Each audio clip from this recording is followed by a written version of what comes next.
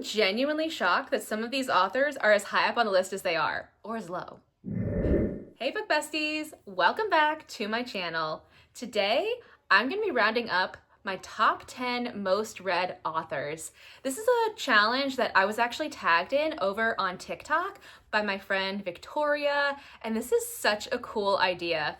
So basically you go through and you find out which authors you have read the most books of. And I was really shocked by the ones that came up on this list and saw where they landed. So let's round them up.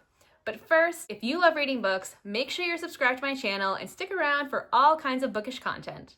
Now, even though it's supposed to be like a top 10 list, mine is actually 12, only because I had some authors that were tied, so that's just kind of how it all fell. So starting from the bottom up, there are 3 authors whose books I have read 4 of. First is Geneva Rose. She's a thriller author, and she's actually got a couple other different style books out too, but I've only read her thrillers. And I'm not gonna lie, she's not like my favorite. I like her books, I like her writing, but there's only been one book of hers that I really enjoyed. And yeah, but I still will always read her books just because her writing is really good. So yeah. Then we have Lucinda Berry. I'm really wanting to read more of her books, and I was kind of surprised there were only 4. I need to get on it because her books are so good. They are like a gut punch, but they're good. And next is Stacey Willingham. She is one of my favorite thriller authors. I absolutely love her books, and I would have read more, but she only has 4 books out, so I've read them all, and I love them. Her thrillers, she hits you every time with that plot twist. Next, for 5 books read, is Miranda Smith. She is a thriller author who is criminally underrated, and I love her books. She does a great job of really developing her stories and her characters. Her plot twists always hit me really well. I cannot wait to read more of her books. I'm actually thinking of making it one of my goals for 2026 to read all of her books. She has a lot. She's got a pretty big back catalog, but it's my goal because I just love her books, and I love her. She's fantastic. Next, with 6 books read, is Serena Peer. All of these 6 books are from her High Five novella series, which is like a holiday romance novella series that I read. I finished it whatever the last book was for Halloween. So yeah, those were really fun. She's a great writer too. She's so good at the funny banter. I just love it.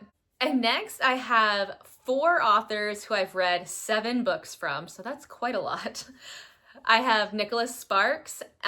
Truthfully, I only read 1 book of his in recent years. Most of the books I've read of his were from way back when I was reading after high school. And I really want to get back into reading some of his books because I really enjoyed them. So yeah, for right now, it's 7, which is a pretty good number. Next is J.L. Hyde. I love her books. She does such a great job with plot twists, and her books are pretty short, so they're a nice quick read. I love it. Next is Megan Miranda. She is another one of my favorite thriller authors. There's not too many of her books that I haven't read yet, but there's a couple that I need to get to. Next is one that sort of saddened me that she wasn't higher on the list because she's my favorite thriller author. Heather Gudenkopf. I've only read 7 of her books, and I need to be reading more. There's a couple that have been on my TBR for a while that I have to get to them. And now for the top 3. Next, with 10 books read, is Elsie Silver.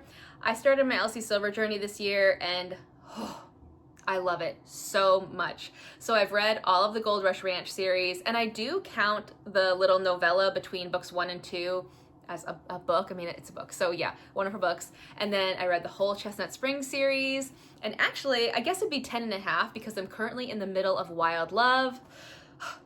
I love it so much. I cannot wait to be finished filming tonight so that I can get back to reading it because it's so freaking good. So yeah, Elsie Silver definitely lives up to the hype, at least for me.